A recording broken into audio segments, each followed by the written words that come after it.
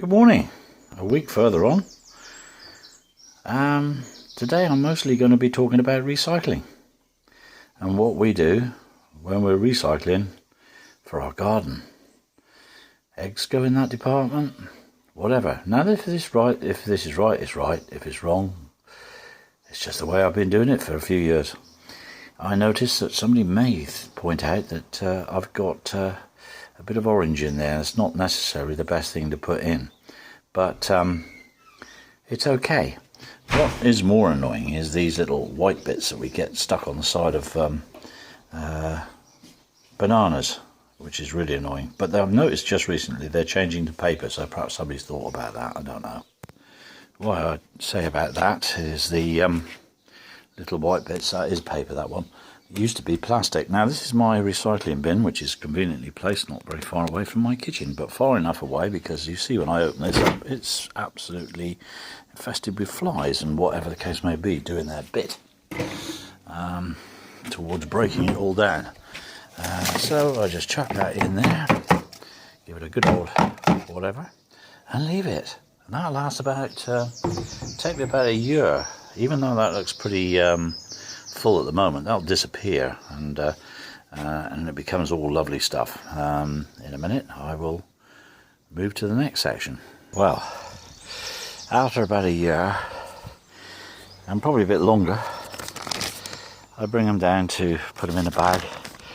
I don't expect you can see very much in there, but I put them in a bag and bring them up here, which is a long old haul, but still, it's where my allotment is. And you have to sift through bits and pieces. We put everything in there, from stones and whatever the case may be, being in peach stones and whatever. Some of that doesn't biodegrade really very well. After you've sifted through it, and you may not sift through all of it, I bring it into my shed and I put it inside this thing. This is like a little cooker. Cost 50 quid off of eBay. Well worth every penny of it, to be honest with you, because that heats up for an hour and a half and kills all known germs dead, and then you're left with a really quite nice thick composty material, with the occasional bit in it. I don't know what that looks like. That's I tell you what that is. That's the knob off the top of a butternut squash that I must have had a couple of years back. Once again, takes a long time to biodegrade that, but that'll be the final things that you sift through. But now it's all sterile, so that's quite good. And I empty it into a bag, obviously, and then I start potting it all up. So that's my third stage. Obviously collecting it, bringing it up through, getting it ready, putting this on for an hour and a half and cooking it through, and then job done. Finally it comes into the into my mixing area, to which I put a strangly old tomato there, which I've got to repot in a minute, but we'll do that anyway and bury it down. One of the things, I'm sure you've seen lots of videos on tomatoes, you can bury them right down in there again, so get it down nice and deep as you can in the pot. It doesn't matter how much, it's only one of the very few plants that you can do that to, that you know, you don't have to worry about, there's no crown, so you can go as deep as you like. You could, in point of fact, go right up to virtually underneath the first flower that's appeared on this one. And if you had a deep enough pot, but I don't have that, so that's my tip on that tomato growing, which there's thousands on eBay. Yes, well, so I add a little sprinkle of fish blood and bone and a little bit of Growmore, and it'll look a bit like that with the Growmore in it, and away I go. I mix up my pots, and the final stage is looks something like this. Not the one in the middle, the ones on the outside. They go into auto pots, and auto pots they stay in here for a couple of nights because everything's getting ready and settling down, and perhaps I run out of time when I was doing them, but then they go into auto pots. Now, what are auto pots? Plenty of reviews on on YouTube. I'm sure you can find about auto pots, but we'll come to those in just a second. This is the only way I edit it, as I put it on pause and move to the next bit. Sorry about that. I just don't really want to be doing this. It's just a bit of fun video. Anybody taking this seriously is, well, sad. It's just what I call a slow video. It's just for somebody that might mildly be interested. Final stage, and my before I put them into whatever, I do a bit of hydroponics here, because if I go away I want all this stuff to still live. So this is what they call an autopot duo, or whatever its terminology. Once again, go to YouTube if you want to find out about these things. Autopots, I find, suit me really, really well. They have this little device here which sort of sits in here. I have one we've prepared earlier. There's a little lug there, and this device will sit nicely on the lug. Needs a bit of a clean before I get that one going, but still. Anyway, once that's cleaned and done, that will go in that, and it'll stop, so water will come up.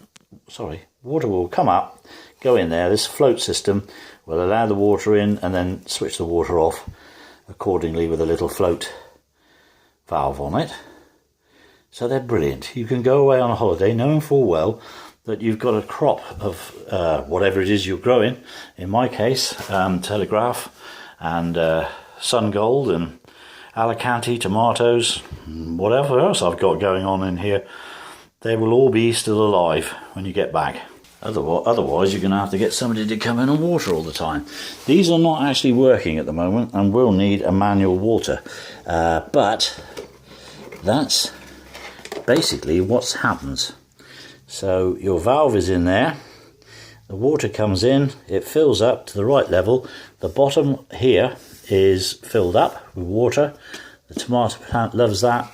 The valve sort of allows it to dry out a bit, because it's just a very clever piece of equipment that I've been using for several years now, with no mishaps.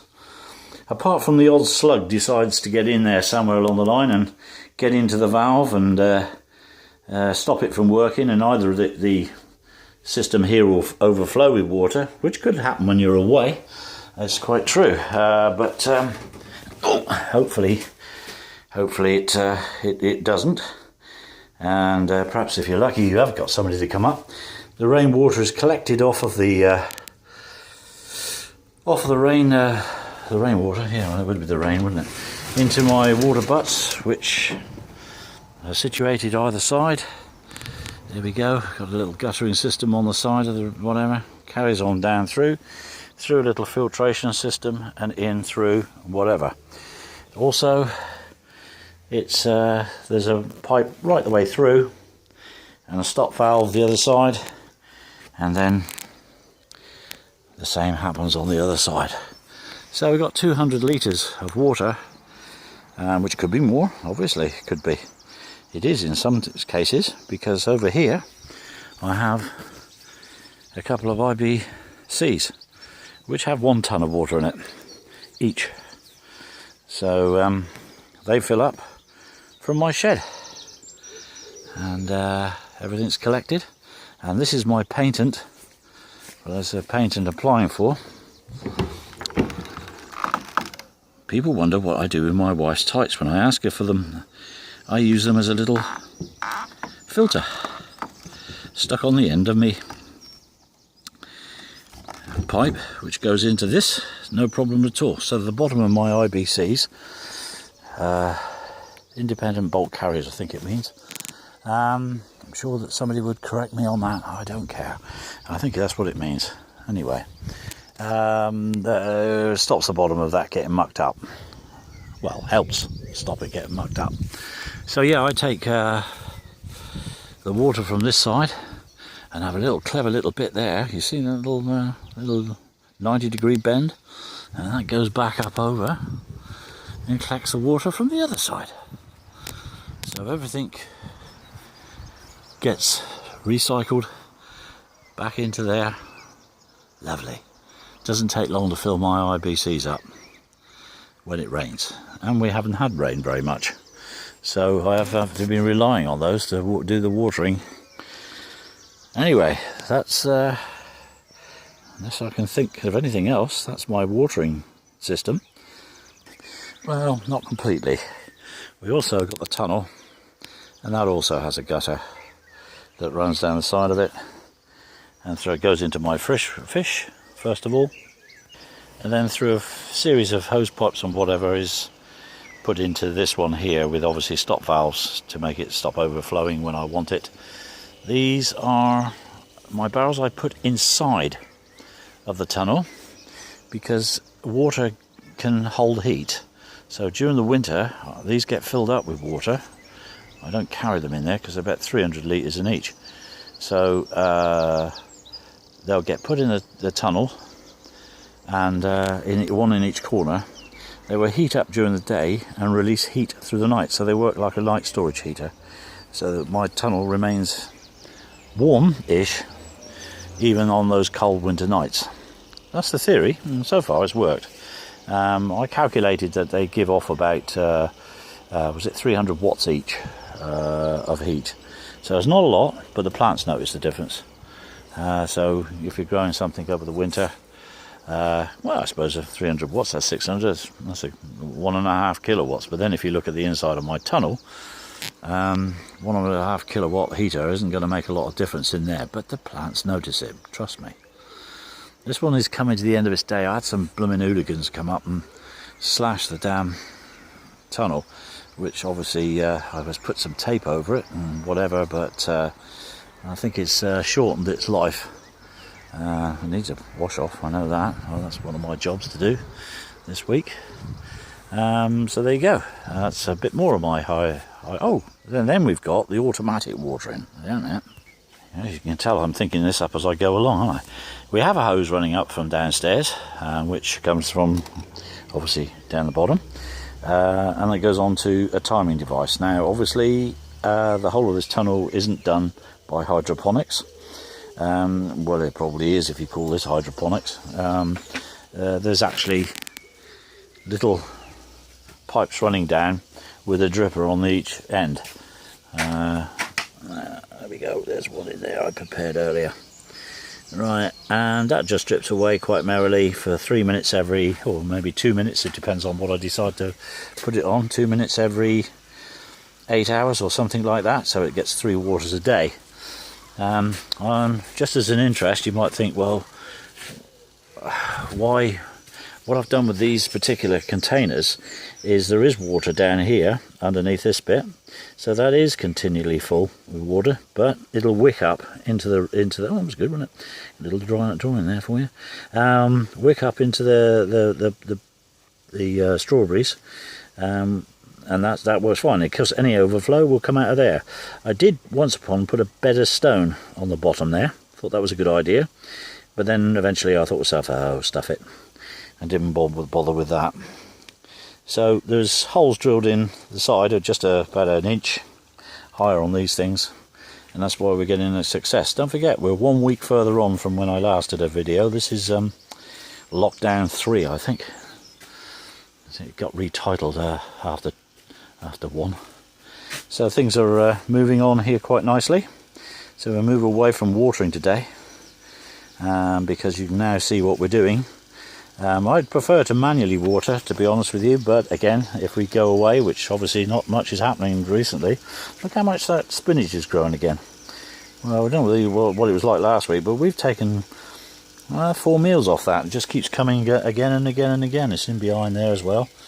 It really is quite good stuff. If anybody knows me and wants the name of that particular stuff, the stuff that really is quite perpetual.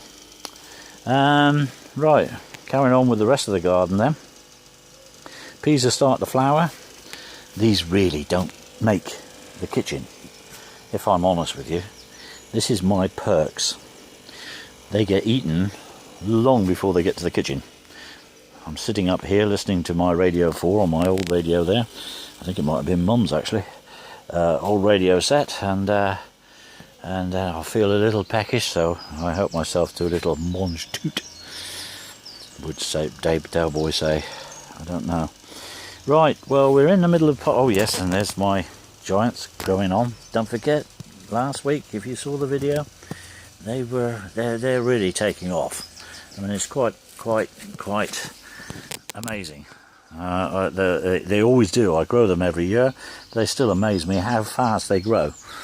I noticed this year they're growing a little bit towards the sun, which I know all plants do, but I've never actually noticed it before, so there's quite a bend on that one. Whether that's because I haven't cleaned the top of the tunnel, I don't know. The sun obviously is right about there at the moment, and goes over the top of the tunnel as the year goes on.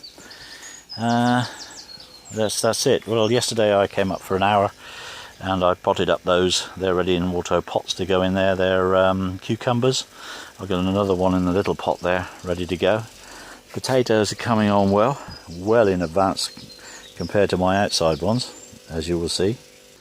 Difference with the strawberry plants this week, they're beginning to go red.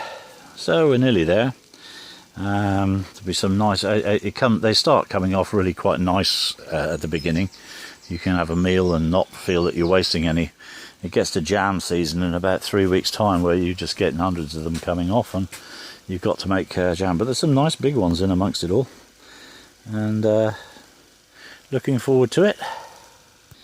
These are on auto watering as well. Yes, looking forward to my first crop. That's what I'm looking forward to it, and left it there. Yeah, so I put these things on here, can regulate the watering, whether I keep a bit of water in the bottom or not. Depends on how hot the day is going to be, because otherwise they dry out.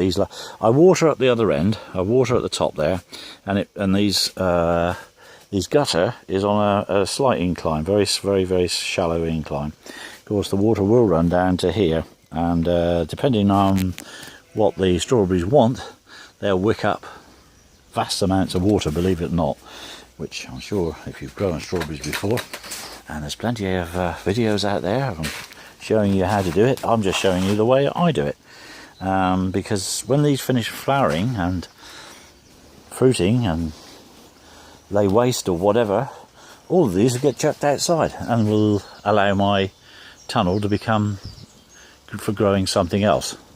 And that was the idea of doing them in containers, because I don't want them sat in here all year. They can go outside and struggle on the, with everything else. I just need more room in here then, because my melons and telegraph stuff and all the rest of I got going on wants to come through. My chili plants are stuffed in behind there at the moment. They're doing all right, but they'll go back in the middle of the tunnel and when the time's right, and my potatoes will be gone. And I have a little rotor system of how I get things around the garden, and I do it if I've got time. If I don't, it's the sort of garden I can put down. I don't have to keep maintaining it. If I don't want to, I just don't do it, and just things will grow. A week later, I'm still looking at my lemongrass and thinking, go for it. But I've noticed that it's beginning to sprout down the bottom, and I'm two minds what to do with that. I have plenty of other things going on in my garden at the moment to get on with, so not too bothered about it. Again, everything lives and dies as it will in a garden, as most gardeners will accept. You try, and if it doesn't happen, then it doesn't happen. As most of you know me, I do 3 crops of sweet corn. Funny enough, I quite like it. So last week, I'm not sure whether I showed, but I planted them outside. My outside crop, probably a week or 2 earlier than I would normally, but the weather's been so settled. Again, I grow them in toilet rolls, get them going, and then stick them out with ones that germinate, so that I get a nice crop, nice looking crop. So they're coming on quite nicely. Once again, I've seen a difference in a week of these growing here, but there's 25 of them in a 5x5. It might be just a fraction too close together this year. I feel they are. I'd done the first row and thought, are they too close now? They're all right. Then carried on, and then when I finished, I thought, well, I don't know, but I'm not going to dig them up now. Once again, live or die. So that's my second lot of sweet corn. Coming on nicely at the moment. The white stuff around it is eggshells. It isn't anything whatever. It's to discourage, because at this stage they're very vulnerable to snail attack. So I do use, you saw those shells in my kitchen earlier on in this video. Well, they get crushed up and eventually go back on the garden here. They rot down eventually, and they're calcium. Calcium's good for gardens, also I've been told. Oh, my garlic and in between onions and a mixed up oniony garlicky patch. Looks pretty boring really, nothing much happens there. As I said, the least most interesting plant to grow is a garlic, but they do very well in this country, and they prefer it colder, so a nice frost on garlic is good. Splits them apparently. I'm not an expert, but this is how I grow them. This is what they call a trug, a T-R-U-G, trug. Might be two G's, I don't know about that. I never said I was good at spelling. I didn't say I was good at videos either, but still, there we go. So that was made up a few years back now, and I find that quite good for, especially if you've got a bad back or something or another. It's a great height to work at. It's a Victorian thing. We pinched the design from somewhere, and yeah, splitting a bit, but we can't have everything. And that's it. Yeah, that's an excellent thing. If I was when I get to Captain Tom's age, I'll have to have several of those. It's a great height to work, believe me. You can grow all sorts in that. Bending down is an issue. Back in my shed again, twice on this video. This time we got some Emirs F1s there. They'll need potting up. That is a melon, I do believe. And these are Walthrams. This is my butternut squashes. Don't seem to be doing anything at the moment. Waited a couple of weeks for those, and that's unusual for my. But maybe, I don't know. Give them a bit longer. I think I said that last week. Never mind, I will do. The Telegraph I've finished now. This was they're all gradually getting potted up, and the ones that's not making it now, they're really struggling. So they'll just get recomposted, and that's been a major thing of this lockdown.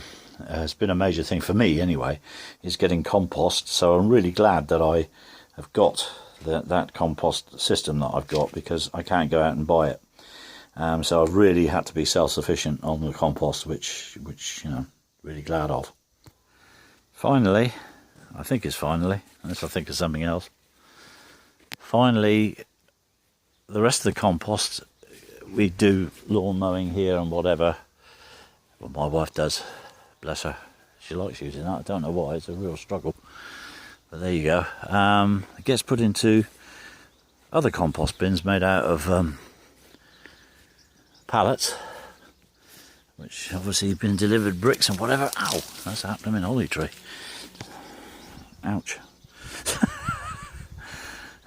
There's things growing inside of my holly tree, which I've got to bury myself inside there and get them out.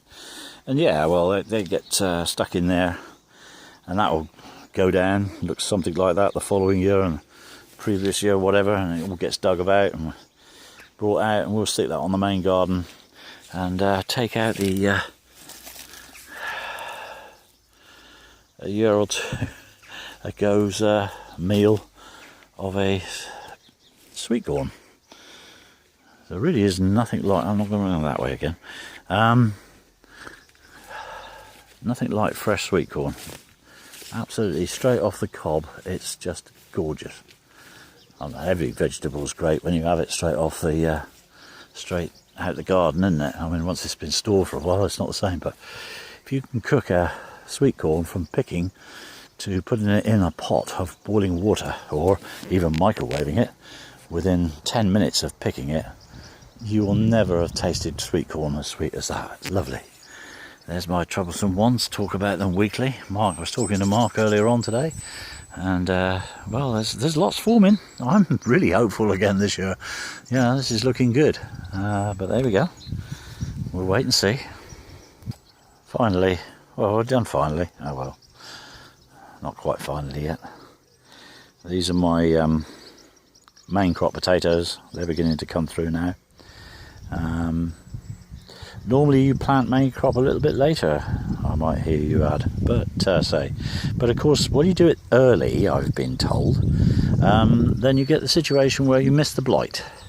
So, and if you can get away with it without having any frost, which, you know, still could happen, I mean, it is April still, you know, but it's coming to the end of April, you can get away with it, then you get yourself a good crop without worrying about potato blight and all that nonsense.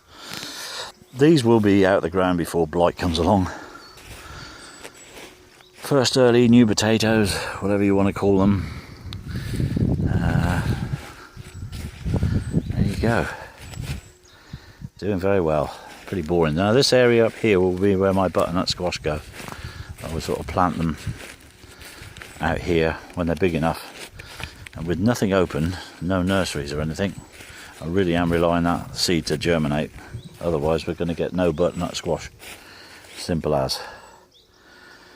Right, I think that really is it for this week. If you've been suitably bored, enjoy your lockdown. It's a horrible time. Can't get to see anybody, or can't go and see your family. It's a horrible time for everybody. Just stay safe.